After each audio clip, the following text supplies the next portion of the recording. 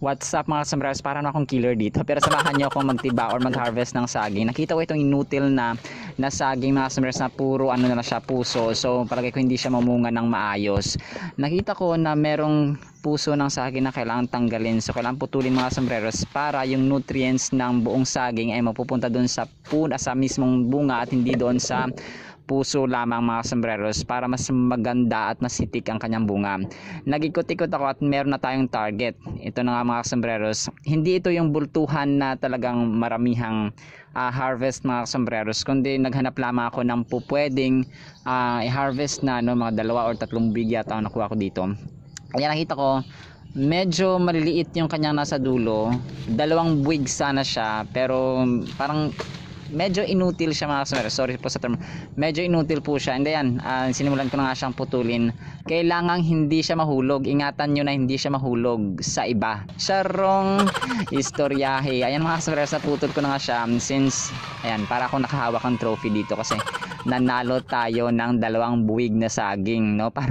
Parang kampyonato. Nag-ikot-ikot pa ako mga sombreros para maghanap pa ng pupwedeng ma-harvest. Pero ito medyo nalungkot ako kasi ninakaw yung ibang saging na pinutol lang yung mismong buwig doon sa taas at hindi pinutol yung puno. Ayan, napailing na lang yung inyong hamak na lingkod. God bless you po sa mga kumuha ng saging or sa bunga ng saging.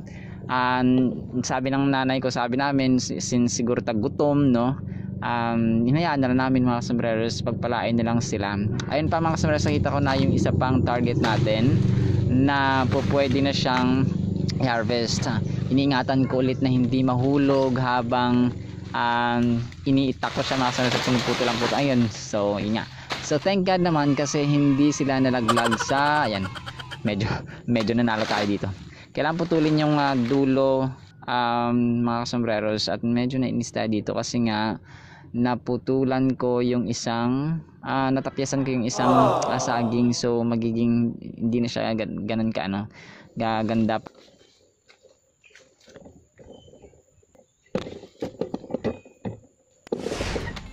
At ito ang konting kalamang dapat alam mo. Ang saging mga sombreros ay may scientific name na Musa paradisiaca, Musa valdesiana, Musa acuminata. Ang Machala mga sombreros na isang southwestern city sa Ecuador, ang tinatawag na banana capital of the world. Dito naman sa Pilipinas, ang Davao del Norte na may capital city na Tagum, ang tinatawag na banana capital of the Philippines.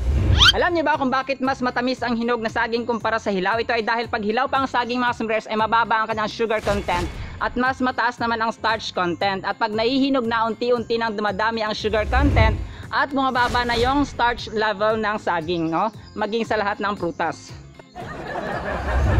Kapag kailangan mo ng potassium sa katawan mga sombreros, number 1 recommendation natin dito, ang saging. Kasi kasabay ng paghinog nito at pagtaas ng sugar content, ay dumadami din ang nutrients ng hinog na saging. Pero kapag meron kang chronic kidney disease or CKD mga sombreros, ay bawas-bawasan natin ang intake ng potassium levels sa katawan. At yan ang konting kalamang dapat alam mo. Laging tandaan, wagi ang may alam, kung kaya dapat alam mo. Muli po, ito po si Sombrero Dennis na nagsasabing ang buhay ay mas lalo nagiging masaya, mas lalo nagiging puno ng faith, hope, and love pag si Lord Jesus Christ na ating Panginoon, tagapagligtas at pag-asa. Muli po, maraming salamat po mga Sombrero sa sumasama sa journey ng learning at wisdom. See you sa next segment.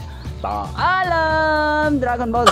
Paalam, saging kayo dyan. Saging.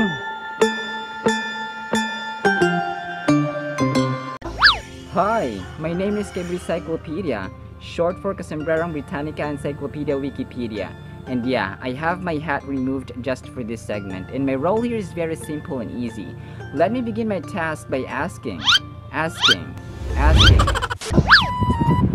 you seen my big book? I think I'm lost here. Where am I heading to?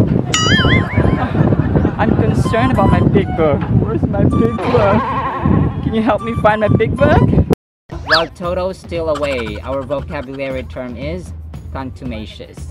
Bumalik ka na, Toto. Hindi na kami galit sa'yo ni Mr. Dictionary. Ang contumacious mga sombreros ay adjective. Ito po yung paglalarawan natin sa tropa nating matitigas ang ulo. Hindi sumusunod sa batas or sa otoridad, no? Hindi sila nag-o-obey dun sa tamang landas at tamang mga patakaran. Ang mga possible synonyms po natin dito ay obdurate, obstinate, kung napanood niyo yung vlogs natin dito, stubborn, rebellious, etc. At pag ginamit naman sentence ay let it fly, Mr. Dictionary. Greece declared Toto as a contumacious visitor, thus sent him back to the Philippines. Contumacious. Greece, Greece, Greece. Philosopher Socrates came from Greece. Can you tell me more about him? Ang Greece, mga sombreros, ay ang hometown or saan galing ang sikat na philosopher na si Socrates. Alam nyo ba na dahil sa sobrang talino at lawak ng kaalaman ni Socrates ay namamahiya na siya o dumating na sa punto na pinapahiya niya na ang mga tao in front of many people dahil sa kanilang ignorance, no? Parang pinapalabas niya na ignorante ang mga tao. So dahil dito ay kinamuhian siya, no, galit na galit ang mga taga-Athens sa kanya at gusto siyang patayin. Pero mas ginusto ni Socrates na litisin siya into trial court or due process. Sa oras ng kanyang kamatayan, ang form of death po niya ay pag-inom po ng lason na napapalibutan siya during that time ng kanyang mga kaibigan. Pero on the side note, mga sombreros, ayon sa Stanford University or Stanford Encyclopedia of Philosophy, sa note or autobiography ni Benjamin Franklin, isang statesman, no, sikat na sikat, mga sombreros, isang Amerikano statesman, ay sabi niya doon, humility, imitate or gayahin daw si Socrates and Jesus Christ. Kung kaya doon nagsimula yung parang mga documents or records na si Jesus Christ or si Socrates ay inihahambing kay Jesus Christ. Socrates na mga sombreros ay inihahambing nila kay Jesus Christ. Siguro hindi sa power, pero kung ano yung ugali ni Socrates, pero malagim yung kanyang pagkamatay, no? He was hated by the Athenians. So basahin po natin, no, Jesus Christ himself, kung gaano siya ka-powerful at gaano siya kadakila, mga sombreros. Colossians chapter 1 verses 15 to 18. He, Jesus Christ, is the image of the invisible God, the firstborn over all creation. For by him all things were created that are in heaven and that are on earth, visible and invisible, whether thrones or dominions or principalities or powers. All things were created through him and for him. And he is the image, or he is before all things, and in him all things consist.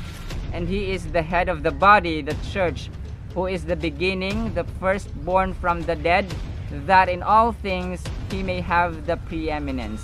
Isaiah 46:5, sinabi ni Yahweh, saan ninyo ako itutulad? Mayroon bang makakapantay sa akin? So Jesus Christ and God the Father are one. 1 Corinthians 11:1, imitate me just as I also imitate Christ. This was Apostle Paul speaking. Galatians 5:22-23, ito yung kanyang bunga, no, ng Espiritu ng Diyos or ni Jesus Christ. But the fruit of the Spirit is love, joy, peace, long-suffering or patience, kindness, goodness, faithfulness, gentleness, self-control. Against such there is no law. No, siyang Diyos na nagpakababa, mga sombreros, when he came to heaven or when he came down to earth para tayo po iligtas at bigyan ng access pang muli at linisin ang mga tao at iligtas sa mga kasalanan na dapat ay pwede nang isa lang doon sa naglalagablab na apoy sa impyerno. Pero God or Jesus Christ was sent by the Father himself para tayo po ay bigyan ng second chance, ng maraming chances. That is why grace po ang nangibabaw ngayon, because Jesus Christ is full of grace and full of truth, and that he's also the truth. Kung kaya napakahalaga po na alam yun, hindi natin ipapantay yung ating power kay Jesus Christ, because he is eternal. He is sabi nga dito, he is all in all. Kumaga pa, everything over everything over everything, supreme over everything, over everyone, over anyone, over everything, no? Sa lahat-lahat ng bagay, lahat-lahat ng tao, he is supreme, no? Walang makakapantay sa kanyang power, sa kanyang kadakilaan. We can imitate, sabi dito ni Apostle Paul, no? Imitate me just as I also imitate Christ. Gayahin natin yung kanyang ugali, no? Pagiging loving, no? Spirit of love is joy, may peace, may long suffering, may patience, may kindness, may goodness, may faithfulness, may gentleness, may self-control. Yun po ang gagayahin natin. Pero yung when it comes to supremacy and power and authority and might, ay hindi po natin mapapantayan, or hindi natin may equal yung ating sarili sa kay Jesus Christ. That is why let's read, love, and obey what's in the Holy Bible. Alam niyo ba kung bakit mapait ang ampalaya? Mapait daw, bitter, kasi hindi nakasama doon o hindi nakasali sa bahay kubo at saka kulog. Pero hindi po. Ito po yun mga sombreros. Ito ay dahil sa bioactive compounds or meron itong bioactive compounds na tinatawag na saponins at saka terpenoids. Ang saponins at saka terpenoids mga sombreros ay may important role para rin ng pababain ng ating blood sugar. Kung kaya mainam siya para sa mga taong may diabetes mga sombreros. Ito po ang inyong hamak na lingkod kasombrerong Dennis at sa paghatid ng kaalaman at tawa ay kasama ko sina Kay Cyclopedia o kasombrerong Britannica Encyclopedia Wikipedia, si Mr. Dictionary, si Kay Graham Pitch or kasombrerong Grammar in Speech, at sa tawa, syempre, si Toto, ang pinakakwela sa lahat na nagsasabing, sabayan nyo kami, ang buhay ay masarap na nagsisimang lahat na nagsisimang love, pag-lord sa pag-asa. Muli po, maraming salamat po mga sombreros sa mga sumasama sa learning, sa wisdom, sa knowledge. Maraming salamat po at see you sa next segment. Bye-bye!